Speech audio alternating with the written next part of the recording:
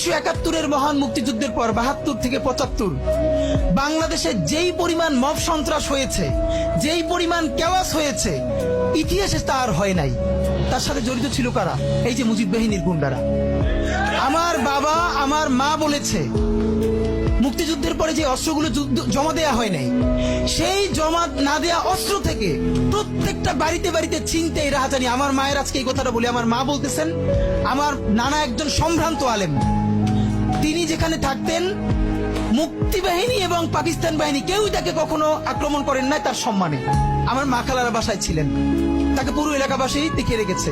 But মুক্তিযুদ্ধের পরে আমার মা বলেছে, তখন তার বয়স 16, আমার মা, আমার খালা এবং এলাকার অনেক মেয়েদেরকে, যাদের চেহারা একটু ভালো ছিল, তাদের গায়ে কালি মেখে তারপরে অনেক সময় মাটির নিচে বাংকার বানিয়ে বা বিভিন্ন জায়গায় রাখা হতো তাদের সম্ভ্রম রক্ষা করবার জন্য। এই মুজিব বাহিনীর গুন্ডারা সেগুলো করেছে না? এমন কোন চিন্তা নেই। ব্যারিস্টার ফুয়াদ ভাই সেদিনকে বলেছেন তার বাবা, সে অসংখ্য সালিশ করেছে তাদের এলাকায় যে এই গুন্ডাগুলো মুক্তিযুদ্ধের পর বিভিন্ন জায়গায় ছিনতাই করতো, তারপরে এলাকাবাসী আইনে গাছের সাথে বাইধে রাখতো, এরপর এলাকার মুরব্বীরা আবার সব উদ্ধার কইরা মানুষের কাছে কাছে দিয়ে আসতো।